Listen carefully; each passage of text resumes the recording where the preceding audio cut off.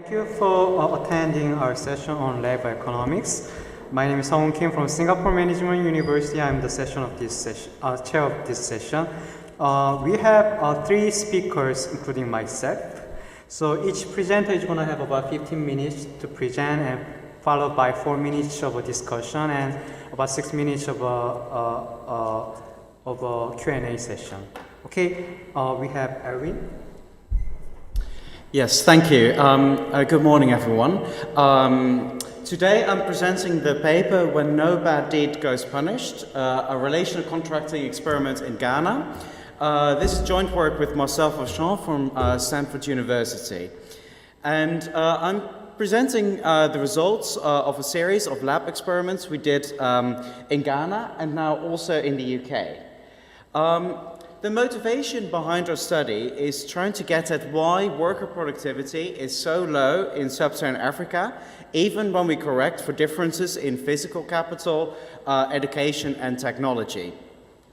At the same time, we see a high degree of unemployment. This is striking. If you look at classical models of unemployment, they tell us that unemployment should increase increase worker productivity. This is not what we see in reality. And one of the reasons for this is it could be labor management. Research has shown that it matters how labor is actually managed. For example, research by Nick Bloom and John van Reenen have shown that labor management is often problematic in developing countries. So this research is trying to get at how managers incentivize their workers to perform well in a situation of incomplete contracting. How do you make sure, as an employer, that your workers perform when you can't enforce this perfectly? And one of the ways of getting around this is relational contracting, which basically means that you interact with the same person for a repeated number of periods, and cooperation is essentially sustained by the threat of punishment of non-cooperative behavior. If the other party does not comply, you stop cooperating as well. You punish the other party. This is the principle of conditional reciprocity. So to get at these social norms and heuristics behind labor management, we hold a lab experiment with students from business universities and colleges in Ghana, where we try to mimic the worker-employer relationship in a principal-agent game using a so-called in a principal-agent setting using a so-called gift exchange game.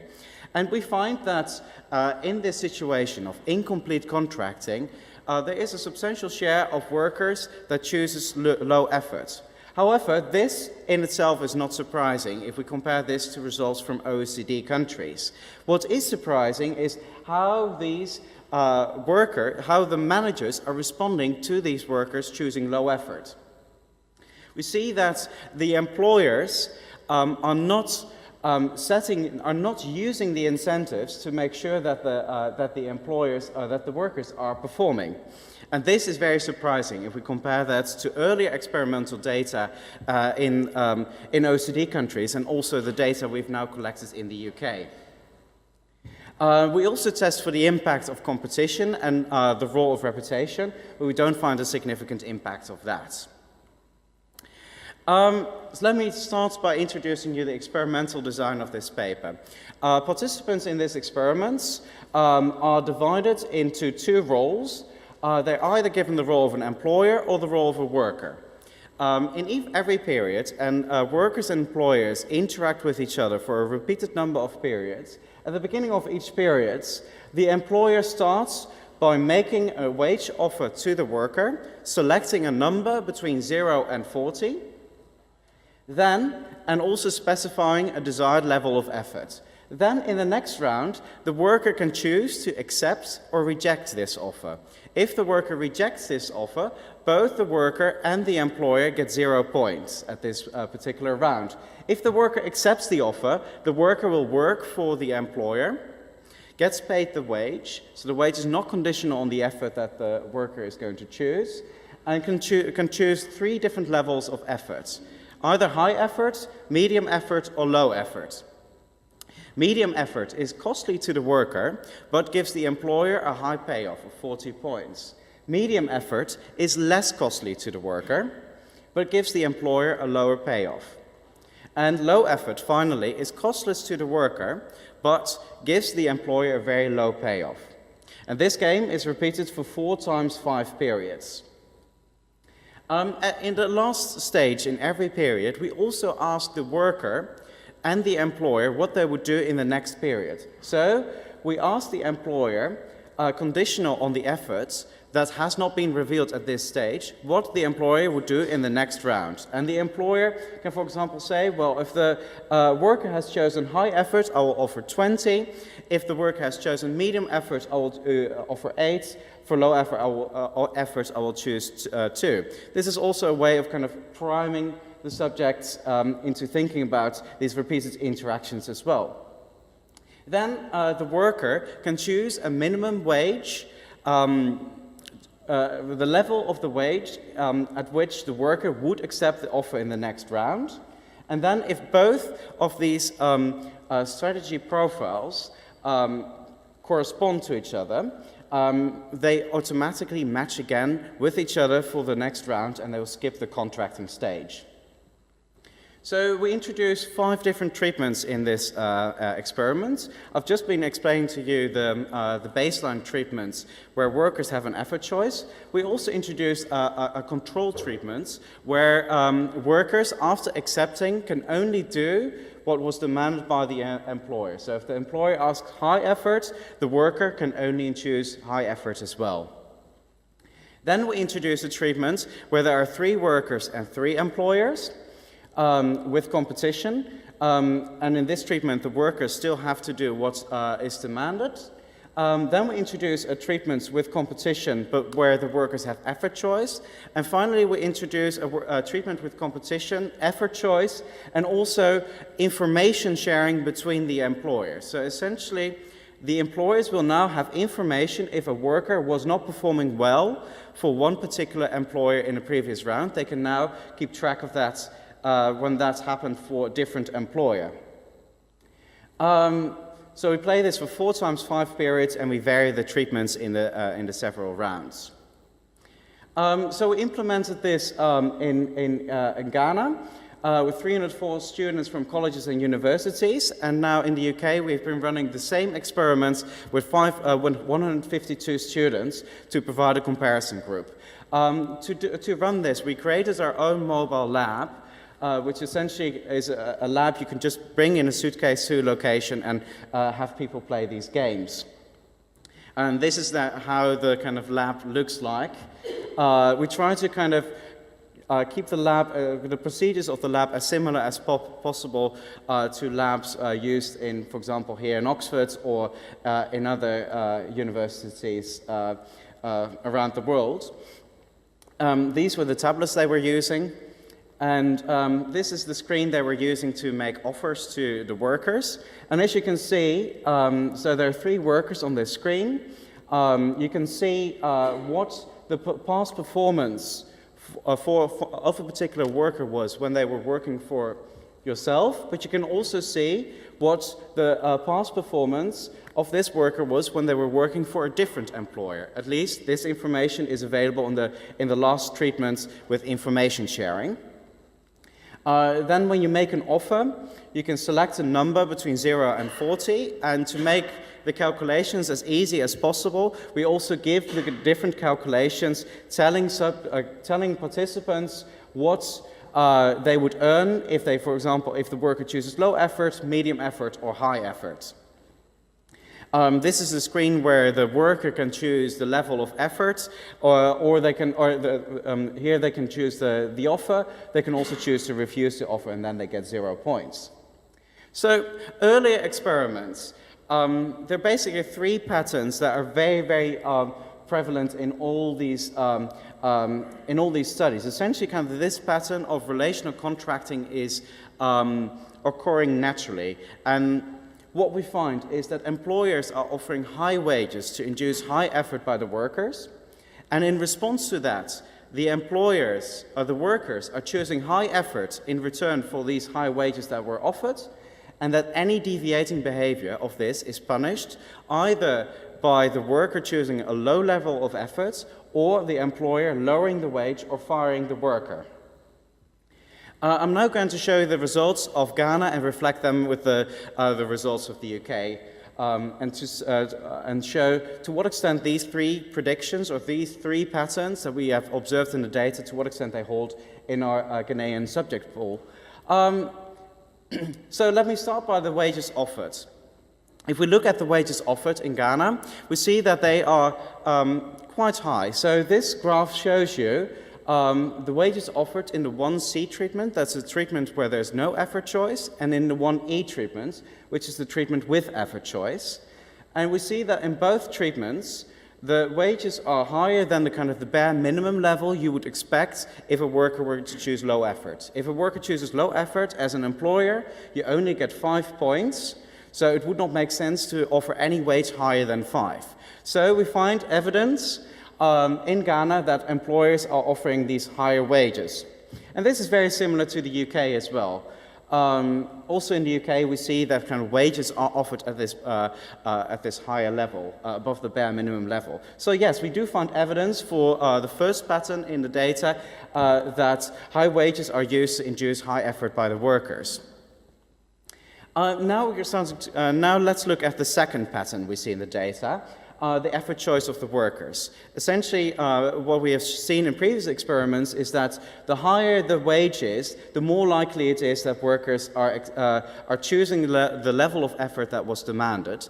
And this is something we see in Ghana as well. We see a positive relationship between the wage, which is on the horizontal axis, and compliance, which means whether you did what was demanded or not. So if the employer asks for high effort, whether you chose high effort or not. And we see that for example, a wage of 20 or 30, that the compliance levels are higher than, for example, a wage level of 0. This is the same pattern in the UK. The graph looks a bit distorted for higher wage levels, but there are very few wage levels in the UK above 30. So especially the data before 30 is the most relevant over here. But also over here we see this positive relationship. So yes, both in Ghana and in the UK we find evidence for workers choosing high efforts following higher wages. So that pattern is something we can confirm in both the Ghana and the UK data. But now let's have a look at how employers are responding in the next period after a worker has chosen low effort. This regression shows you as a dependent variable the amount offered of an employer based on what the worker has done in the previous round. And if we look at regression number 1, we see that a rejection of a previous offer leads to a slightly lower offer in the next round, but a previous compliance, meaning that the worker did what you demanded in the previous period, only leads to an increase of the wage of 0.2, which is very low, and this is also non-significant. We also split it out by the type of wage offer, and we see that the impact of previous compliance is extremely low in the wage offer offered in the next period. Now, if we start looking at the UK data, there we see a very, very strong response to previous low effort choices and high effort choices. So in regression 3, we can see that a low effort choice of a worker in a previous round increases the wage offer by at least 7 points, or about 7 points in the next round. And if we split that out to high effort demands and medium effort demands, we see that especially for high effort demands, this effect is this relation is even stronger. So if we look at our Ghanaian data, we do not find evidence for this punishment of low effort or rewarding behavior of high effort in the case of Ghana. And this actually leads to a situation where in Ghana, employers are quite often earning very low amounts and sometimes even negative amounts. If we look at the graph on the top left, that's the payoff of the employer in the experiment, we see that that is very close to 0 and sometimes even negative in the 1E treatment, which is the treatment with effort choice. If we then look at the UK, we see that employers, by adopting this strategy of punishment and reward, are actually having positive payoffs. Still lower than in the case of perfect compliance, the 1C treatment on the left. So we also looked at the impact of competition and reputation. We do not find strong effects over here. These graphs show the amounts offered and the level of compliance, and apart from some periods, we do not find strong differences over there if we look at the impact of information sharing. We also estimate a structural model where we try to look at the fairness preferences of the workers using the Fair-Schmidt model of inequality aversion, where we try to estimate the beta. And the beta can be seen as a fairness parameter. Essentially, to what extent do you care about another person earning less than you do? And we try to kind of get some idea of how selfish the workers are in this particular experiment. And basically what we see is we both use a set identification strategy and a maximum likelihood strategy. And basically the main takeaway message over here is that there is a substantial group of workers who's acting cooperatively. However, there's also a group of workers that is acting in a more selfish way, and essentially the employers not setting the incentives right for this particular group is causing these low payoffs for the employers and this low overall productivity. But the distribution of cooperative workers and selfish workers in Ghana, that proportion is not in any way kind of different from what we have seen in earlier experiments in OECD countries. So this is not a story about Ghanaian workers being more untrustworthy or more selfish than their OECD counterparts. This is a story about employers not setting their incentives right. So to conclude, we do not find evidence for this relational contracting pattern, especially when it comes to the third pattern of the employers rewarding high effort and punishing low effort. And this actually leads to low effort, a low overall worker productivity in our experimental labor markets. Competition or reputation does not have a strong effect over here. And this is very much in line with kind of earlier studies that have shown kind of the ineffectiveness of monitoring in a developing, and especially in sub-Saharan African context, and problematic labor management practices. We also run an additional experiment with actual entrepreneurs, and there we found that the results are very, very similar. Thank you very much. Thank you, Elwyn, for excellent presentation. I do find this paper very interesting. So this paper basically tests the gift exchange theory first proposed by George Akerhofer and in a relational contracting setting. So a novel aspect of this experiment, I think, is that it has a repeated hiring component so that we can look at the relational contracting aspect. And as he said, this paper does not find the evidence for conditional reciprocity from employers as well as from workers, and I found it very interesting and unique. And in a way, it was a little bit difficult to understand why, because we have seen many evidence that supports, the idea of the gift exchange theory, both from employers and from workers. And the paper that I'm presenting also tests that aspect as well. So instead of just summarizing your work, let me just say what I have thought about your paper, in what way we could improve it. So my first suggestion is to conduct a similar or the same experiment upon real employers other than university students. So like shop owners and restaurant owners, or those who hire workers, they might behave quite different from university students. The study subject is currently a group of university students, so they might have quite a different norm about relational contracting. And my second comment is that it might be useful to conduct a similar experiment outside the lab setting. I mean, there are several studies on the effects of labor contracts or labor incentives on job performance in a real, setting, right? Like Jessica Goldberg in Malawi, experiment, or Pascal in Dupa using the Kenya, the bicycle taxi driver case. So if the same or similar finding can be found in the field, I think that it's a great way to guarantee external validity of this study. And also, yeah, and also there are papers that do field experiment using, testing the theory of testing the gift exchange theory. So I think that it might be useful to discuss those papers that perform in the field, not just the lab experiment papers. And I wanted to learn more about the study participants. So you briefly mentioned about they are, university students and who they are, but I want to know more about the details of individual characteristics, like descriptive statistics in a table format would be useful.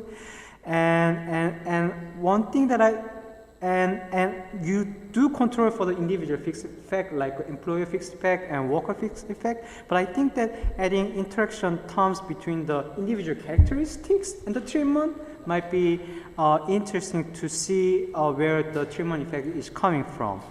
And lastly, so I think that asking experiment participant directly about why did you make certain decision, I think it would be pretty useful. So you report that you couldn't find evidence on the conditional reciprocity, and if you are trying to explain it using economic theory and the data you have, but directly asking a subjective question about why did you make that decision, is there a particular reason why, then I think it's a great way to complement your research. Last point is that, so here through the experiments, the participants are building reputation and building up, building reputation. But what I suspect is there any kind of reputation formed before the experiment? So who are the study participants? Are they friends to each other? So is that the reason why they don't want to punish their friends? So that would be another thing that I want to know. Yeah. Thank you. And do you want to collect more questions, or do you want to? Yes, I'll just first respond to your questions, and then sure. we'll take a okay. couple more. Thank you very much for your comments. It's really useful. So, kind of to address your first comments about kind of using students versus real entrepreneurs, that was kind of one of our concerns as well, and. So we ran a simplified version of the game where we're kind of reducing the levels of effort, and also where we introduce kind of real entrepreneurs instead of students, and we find that the kind of behavior is not kind of significantly different from each other. So that's something we kind of find in this kind of non-student population as well. Yeah, I mean, kind of the need to do to run this in a field experiment. I very much agree with that, and that's something I would absolutely love to do. So yes, about the kind of characteristics of the participants, yes, we do control for that in the sense that we're using fixed effects. We also did some analysis kind of based on individual characteristics. We did not find very strong kind of patterns in that kind of data set, but in principle kind of the fixed effects take that essentially everything away over there. Kind of then, your question of kind of, having a reputation before the session, in a certain sense it was completely anonymized, it was kind of randomized who was going to be given what role, and there was no kind of information given who you were playing with. So in that sense, you could not tell who the person was that you were playing with. So, I mean, yes, obviously it might be kind of that you come into the session and you think, oh, these people are very kind of trustworthy, or all very nice people or so. That could definitely have been the case. But that's very similar to kind of lab experiments that are conducted in kind of in kind of an OECD context, I would say. Thank you very much. I'm happy to take some questions from the audience. Yes? Hello, thank you very much for your presentation, very interesting topic.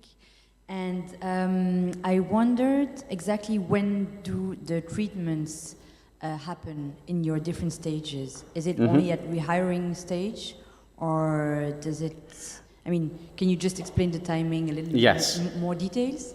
And also another question, I just wanted to have your opinion on why do you think your results are different in Ghana and in UK? What's the intuition you have? Your first question, when when the treatments are introduced. Let me see, I should have a...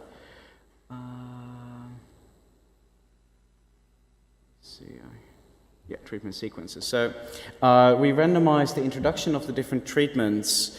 All participants start with the kind of the simplest treatment, the full compliance treatment, where the worker doesn't have effort choice, and play that for 5 periods.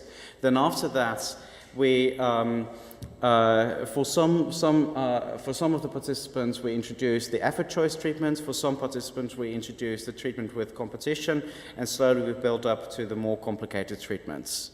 But we keep these treatments the same for 5 periods, and after these 5 periods, we also randomize the kind of the worker and the employer to give them new partners, essentially to kind of let them build up a new relationship in that sense.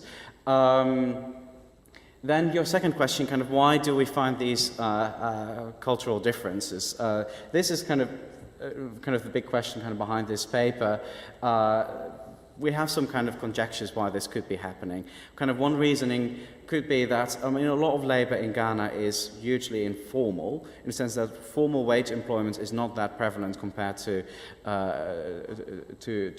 more developed countries, which essentially means that for law firm managers, the reason to hire someone is not necessarily the case. It's not necessarily the case that that person is the best person to add a lot of productivity to your firm, but it could kind of serve some kind of social function, in the sense that person could be a relative of an acquaintance, or could be an acquaintance or so. And then if that person is not performing well, you might want to kind of deal with that in a different way than kind of cutting the wage. It could also be that there's a lot of inequality aversion, so paying workers different wages within the same firm is something that could be seen as very much not done, so that's why you might not want to use the kind of the price instrument to motivate workers. Another thing that could play a role is that employers are generally seen as the kind of the people who are better off, so that this is some kind of informal redistribution that is happening between the workers and the employers. Even though kind of in the game everyone is completely randomized at the beginning, it's completely randomized whether you're a worker or an employer, but it could still be that people are taking these kind of social norms and heuristics from outside the lab into the lab. And I mean, that's essentially what we're after with this experiment, to kind of look at these kind of heuristics and see how they matter. And we see that they do matter. It's clearly the case that UK kind of students are not representative for outside populations. Yeah, thank you. Yes? I have a more motivational question. Mm-hmm. So I'm wondering, because I don't work in Ghana. Sorry. Hello. I don't work in Ghana, but I do work with a lot of colleagues that focus on the structural transformation, and so one of the in many of the countries we work in, firms don't have a strong presence for generating jobs. So I'm wondering, to what extent is this type of question really relevant in Ghana? Like, did you talk about in your paper what percentage of employment is generated from firm activity, and how relevant worker productivity is? In terms of economic, in manufacturing, that sort of thing. So the manufacturing, kind of at the same time we did this, these experiments, we also ran a firm survey where we interviewed manufacturing firms, and it wasn't kind of the most positive picture of the manufacturing sector that we got in Ghana. But I mean, manufacturing, especially in the manufacturing setting, it's very important that you can delegate tasks to your workers, especially for firms to expand. And kind of in Ghana, the service sector has been growing enormously, but the manufacturing sector has been not growing that much, or even kind of shrinking. So in that sense, kind of understanding how this kind of labor market delegation works could be very crucial for the development of such a sector. Yeah. Right. So I guess I'm going to play devil's advocate a little bit, because some of the papers at the CSAE are talking about the majority of jobs being generated from household enterprises and through self-employment. So to what extent, like what percentage of jobs are actually being how many medium and large size firms or firms that we even see that hire 3 people are actually present in Ghana? So kind of, you're very much right that most of the employment in Ghana is either self-employed or working in a family firm. Wage employment, which includes both formal and informal wage employment, is about 20% at the moment in Ghana. But it's increasing. It used to be kind of 18% a couple of 5 years ago, and it's steadily kind of increasing, especially in urban areas. So wage employment seems to be kind of being more common, but kind of most common form of employment is still kind of self-employment or working in a family firm, where kind of the labor market consideration, you're not going to fire your kind of a family member, or you're not going to, I mean, quite often you wouldn't even have a wage in a family firm because there's no kind of formal transfer of money. So in that sense, kind of, wage employment is still, especially formal wage employment, is still not particularly prevalent in Ghana. However, it is increasing, so it is something that it's important to understand in that sense. Okay. Good, Thank you very much for your question. Thank you. Now we have next speaker, Mr. Kholekile Malindi from South Africa.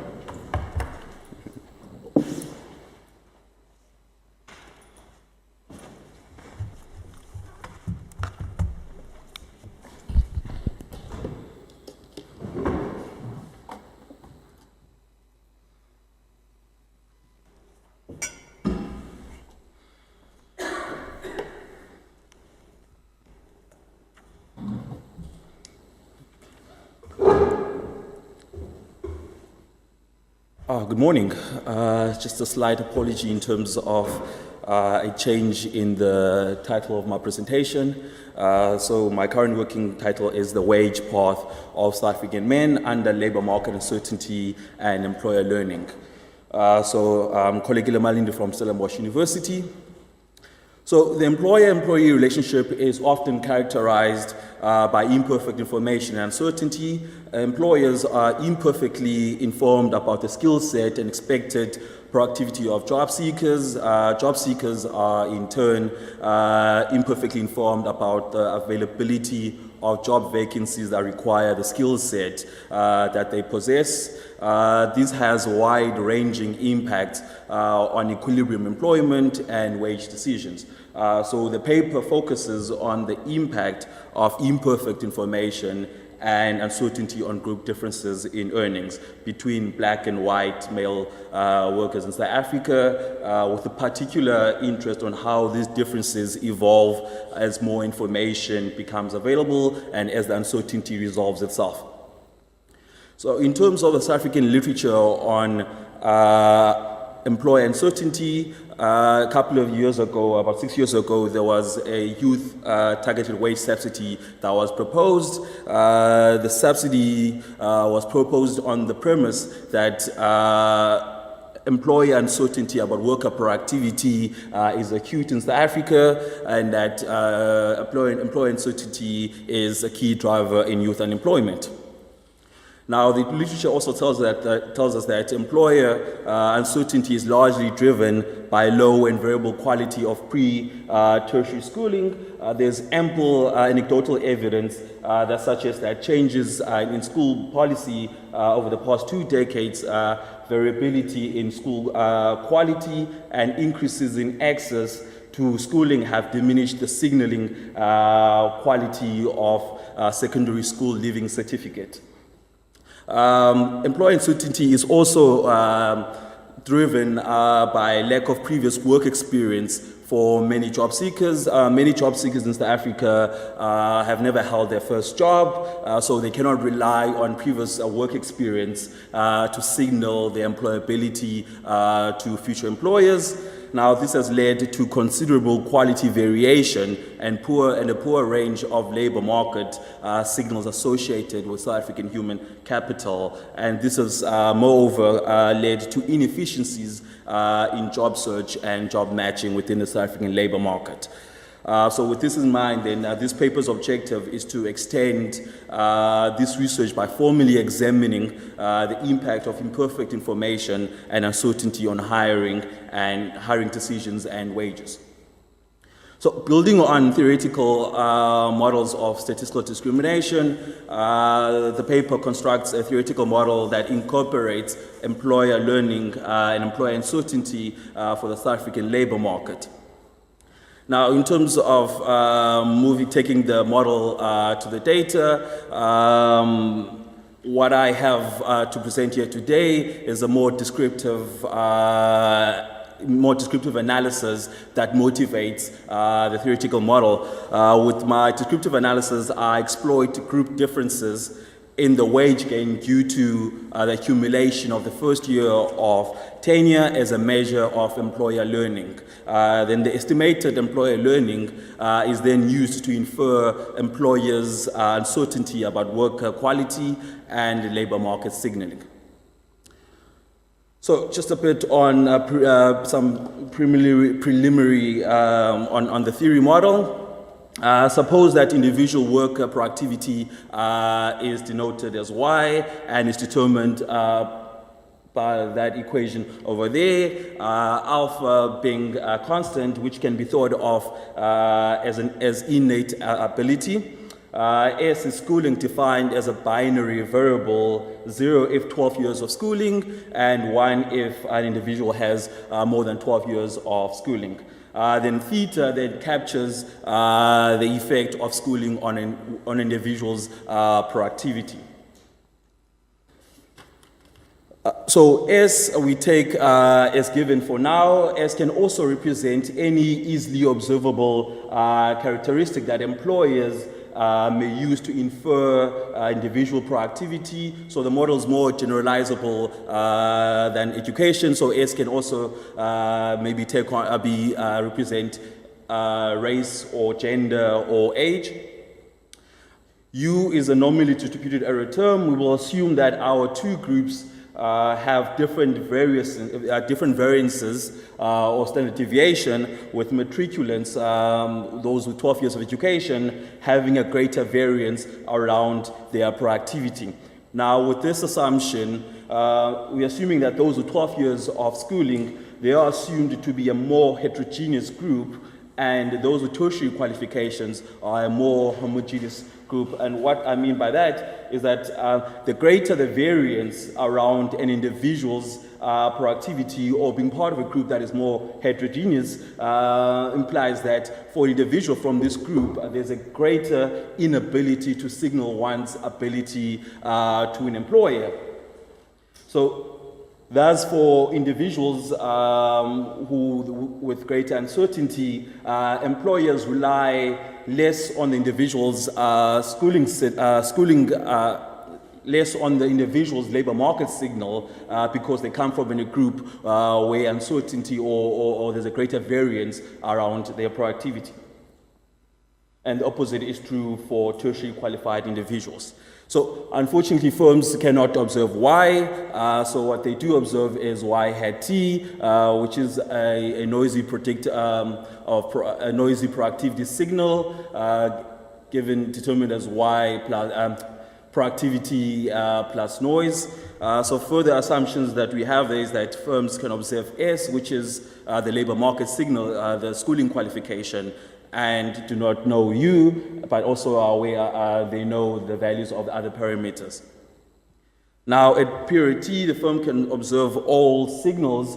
In terms of Y hat 0 is the individual schooling certificate, which is the labor market signal, plus the information that the firm gathers during the interview. And then Y hat 1 onwards incorporates the previous information plus the firm's evaluation of the individual's performance on the job. So the firm forms an expectation of the individual's expected productivity conditional on information received. The firm also forms an expectation about the conditional variance of productivity, because we are assuming here that firms are risk averse. In other words, they dislike uncertainty. They dislike uncertainty, and the greater is the uncertainty around an individual's expected productivity, the larger is the gap between wages and expected conditional productivity. So the difference between the wage gap between those with 12 years education and more is not only because of the low expected productivity, but because of this wage penalty, because of the greater uncertainty in their productivity. So with a bit of maths, I get this equation here for my wage path. So the last part there is then the conditional variance, which is negatively dependent on T being tenure. So this penalty, the penalty that is inferred, the penalty that individuals with greater uncertainty that they incur decreases with more years with the same employer. So the variance there has a negative function of tenure, and then this portion then is the employer learning portion. So this Y hat T this is the additional information that the employer receives in and above what schooling tells them about the individual's productivity. So for an individual with tertiary qualification, and tertiary qualification being a more reliable signal for an individual's productivity, there isn't much to be gained for tertiary qualified for individuals. But for individuals 12 years of schooling, whom schooling is not a good predictor of their productivity. So this then acts as an additional channel of wage growth for these individuals. So the model then predicts that for disadvantaged groups, so those with greater uncertainty around their productivity, because of their greater uncertainty, they face a larger penalty that diminishes as they spend more time with the same employer, and will therefore experience more rapid wage growth, more rapid within-firm wage growth. So I provide some evidence in support of these predictions. So in terms of the descriptive analysis, I make use of pooled OLS log wage regression, controlling for standard variables that proxy for human capital, demographic, and employer and individual characteristics. I then add a dummy variable, which I call 1 year, which is equal to 1 if tenure is larger or equal to 0. Equal to 1 if tenure is larger or equal to 1, and 0 otherwise. So what this does is to allow the wage response to the accumulation of the first year of tenure to be unrestricted by the quadratic specification that I impose on the tenure profile. 1 year is then one by one interacted with my attributes of interest, so the S's in terms of my theory model there. The S's I have are 3 S's, race, age, and schooling. So these, the 1 year together with its interaction variables are then my variables of interest. The data that is used for this is the Statistical South Africa's labor force surveys, which are nationally representative cross-sectional surveys. The sample is restricted to 15 to 64-year-olds, not in subsistence agriculture or self-employment. Okay, so the prediction from my theoretical model is that individuals with greater ex-ante uncertainty around their productivity should experience much more rapid within-firm wage growth. And this is exactly what what you see here. So for black individuals relative to white males, there's much more rapid wage growth within the first year of employment relative to their white counterparts. Similarly, for young individuals, within the first year of an employment spell, there's a wage bump in the first year, which does not accrue to older individuals. The fourth column aligns more closely to the theoretical model, where S here is schooling, and the comparison group here is those with tertiary qualified individuals.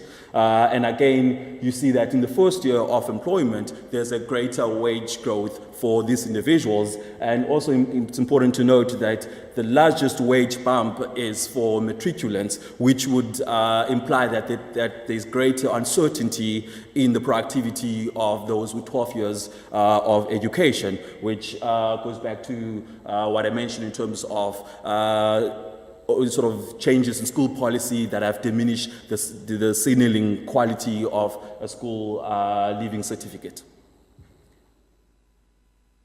Okay, so at this stage, I've shown that wages for groups who tend to be more uncertain, where there's tend to be great uncertainty around their productivity, there's more rapid wage growth.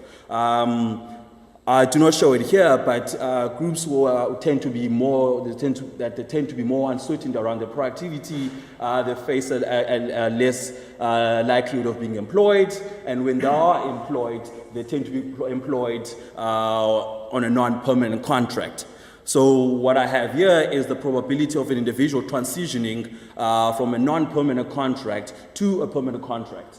So what we see is that for our individuals, vulnerable or disadvantaged individuals, there's a greater probability of transitioning from non-permanent contract to permanent contract. So which again is consistent with what the model predicts, that in terms of greater uncertainty around the productivity of these individuals. Okay, so there are a couple of issues that I try and address. So the first one is, well, anyone working on South African labor market data, you know that the employed individuals are a non-random sample of the working age population. So to try and address this, I run a Heckman sample selection with those as my exclusion restrictions. The results weren't too different from the OLS results, so I do not show those results here. I then try to attend to the indigeneity that is caused by the correlation between the quality of the worker-firm match, the correlation of that with tenure and wages. So to do that, I make use of Altonje and Shakokto's instrumental variable strategy. I implement this, so they suggest instrumenting for the tenure variables with the deviations of the tenure variables around their means for the sample observation as the instrument. So accounting for this endogeneity bias does not seem to change the story in terms of the results that I've got. Okay. And so this is just in terms of where I tend to go next with this. So in terms of concluding, so the more rapid wage growth early on in employment spell for black, young, and those with 12 years or less years of education, and this is interpreted as an additional channel of wage growth due to employer learning and uncertainty about worker productivity being resolved. I think I'll leave it at that. Thank you. Thank you very much. Elwyn for discussion.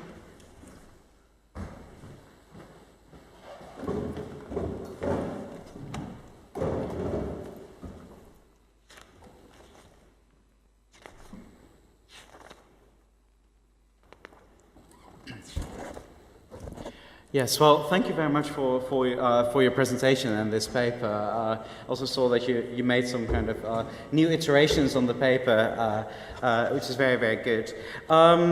So the motivation of your paper is kind of that South Africa is characterized by this kind of large racial wage gap.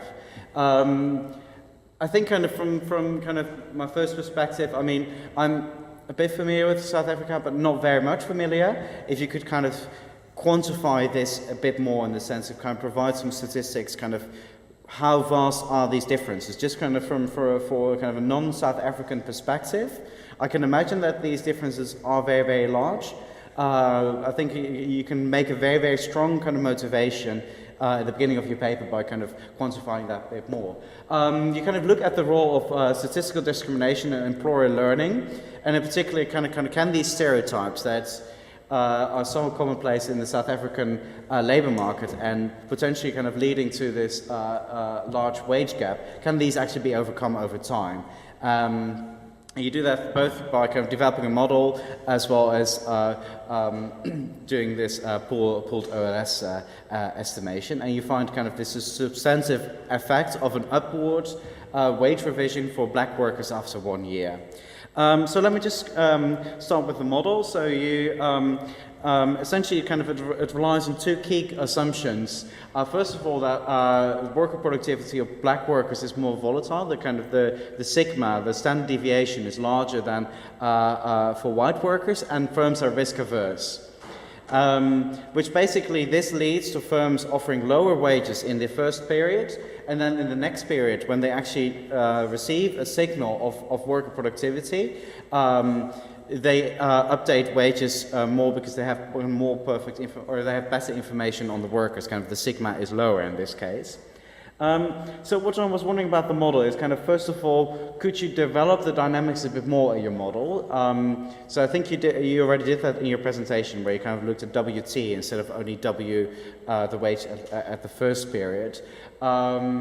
And also elaborate a bit why in expectation we would expect wages to increase after the first period.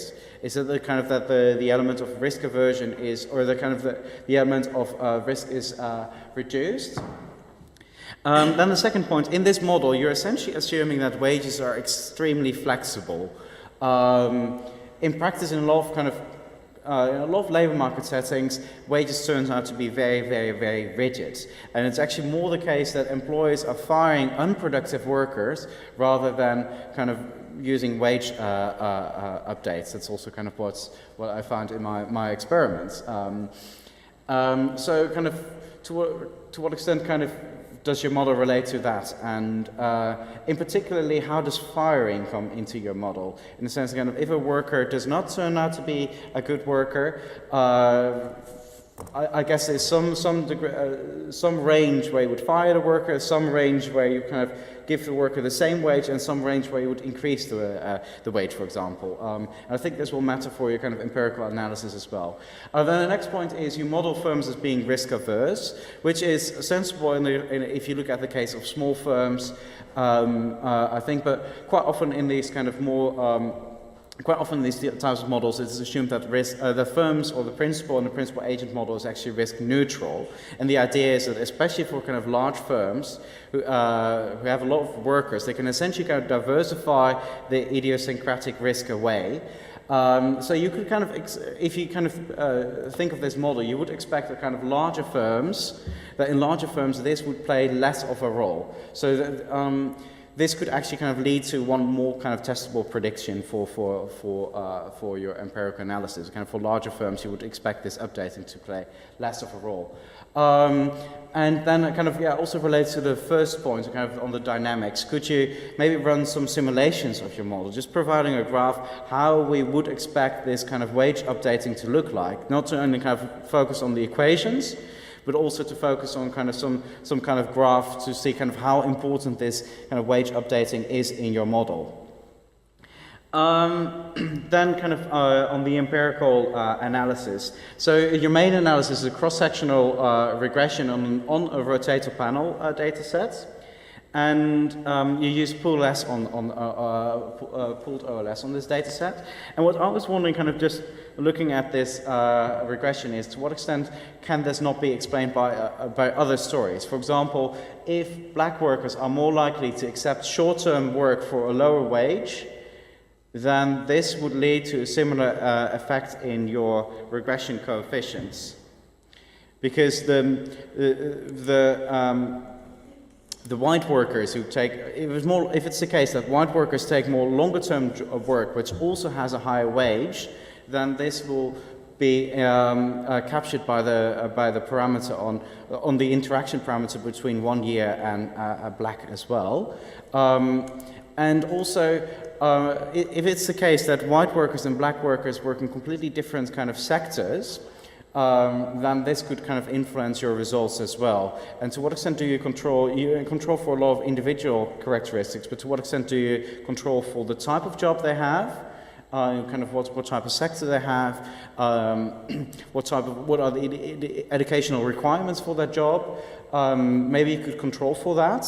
And in particularly, could you exploit the panel dimension of your data sets? because this could actually deal with some of these concerns, where you could actually compare the data of a black worker in period 2 with the wage in period 1. And then you have a very kind of more cleaner comparison between the wage levels, and that could deal with at least some of the concerns. I also saw that you kind of been running an IV regression, which might take this into account to some extent as well. These kind of selection concerns. So another question I had, kind of, so how does it whole kind of, I mean, you look at 1 year, 2 years, to what extent does it still matter for like 5 or 10 years? You have this tenure variable as well. Maybe you could run kind of tenure interacted with black as well. Kind of some more summary statistics. What is the difference in tenure between whites and blacks? Is it the case that that one group has more short-term employment than the other group? And as I was mentioning kind of earlier, kind of looking at kind of how firing matters in your model, or kind of not even firing, but just kind of the non-continuation of labor contracts. Because now you'll have in your panel kind of workers that only worked for 1 year in a particular job, but you also have workers who worked for 2 or 3 or 4 or 5 years. And these might potentially be very, very different jobs from each other. Another thing you could potentially do is just kind of focus on people who only have tenure in year 0 and 1, instead of including all the data after that. Because in a sense, to test your model, you only need that information from what happens on period 0 and what happens on period 1 in that sense. And it would also be very interesting to kind of look at more kind of an empirical test of the model, which I understand you're planning to do, to kind of test some of the parameters in your model, and that will be very, very interesting to look at as well. So yeah, thanks a lot for your paper. And thank you. Wow, that was great sort of feedback there. Let me just maybe start on the point you made about dismissals. So I think dismissals is definitely part of the story, and so in terms of, I think, the prediction of the model is that some individuals, when when the uncertainty resolves itself, they should turn out to be bad hires, and in that case, then what we would observe is sort of more dismissals for this group with greater uncertainty ex ante. So definitely, it's the other side of the coin, the same coin, and it's sort of one other channel that I've sort of been looking at in terms of testing sort of the model's predictions. But at this stage, so I still sort of working on a sort of on a strategy in terms of incorporating sort of dismissals. But just another point to make about dismissals, and I think also relating to your point about sort of flexibility, assumption of flexible wages. So I mean, with in South Africa and in terms of labor laws, dismissals are not costless and they're much harder in terms of effecting that. So there might be sort of inflexibility in terms of dismissals, but what the model sort of predicts is sort of a flexibility in terms of wages, sort of upward flexibility and not necessarily sort of downward flexibility. So I think that's something to mention there. In terms of different sort of controlling for different requirements for jobs and sectors. So I do control for occupation and industry. So and I do also in terms of firms, the number of workers that a firm has, so in terms of firm size. But I take your point on sort of looking at sort of different sized firms, because you would imagine that larger firms would have sort of greater ability to screen workers. So that would sort of have a sort of a different sort of play itself out differently. And yeah, I think I just maybe want to offer then the audience for one.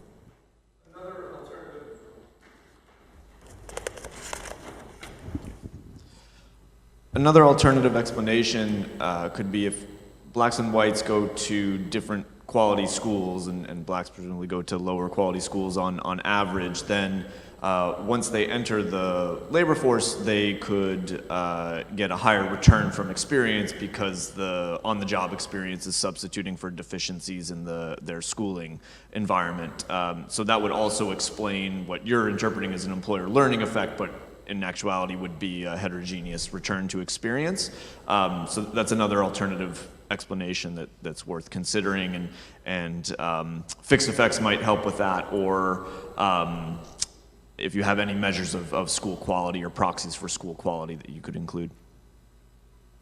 Thank you. So I think that's a very good comment. I think what you're alluding to is sort of a pre-labor market discrimination, and that is something that is quite key in the South African situation, and it plays itself out definitely in terms of differences in school quality between the races. So that is something that I've been looking at as well in terms of the modeling side, sort of in terms of not taking S as given in terms of education, but looking at sort of modeling education itself. In terms of this, and then I think that will probably get to your point as well, but I will sort of take it further on here.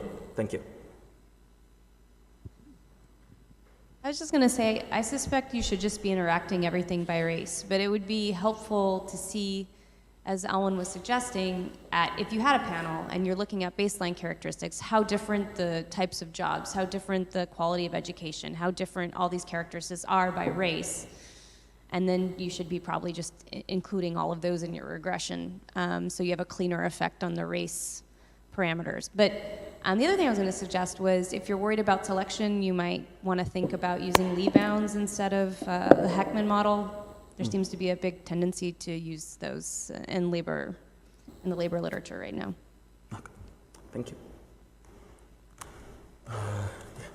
We're not eating up enough time? Yeah. That's fine. I thank you for the comment. Yeah. Perhaps you took care of this in the paper and I just missed it. Maybe I just haven't read the paper, frankly. When you talk about the wage gap, using white-black to kind of explain things, did you take into account the migrant labor effect from neighboring countries? Because what's likely to happen, someone from Mozambique is working in a farm is more likely to accept a lower wage than someone from South Africa. It's a big issue. It's a big issue. And I think that, I don't know if you took care of that in the paper, but I think it's something to look at, whether the racial fund, if someone is black, are they a local South African belonging to a proper union, or are they foreigner from the neighboring community just trying to find a living? So I presented this last week, and a similar point was made. So it does seem to be sort of something to take sort of seriously. But at this stage, I have not looked at sort of this entangling in terms of sort of the migrant labor effect. And I suspect also sort of difficulties in terms of data. In terms of the data set that I use in sort of distinguishing between sort of foreign. Yeah, but it's a good point. Thank you. Thank you so much.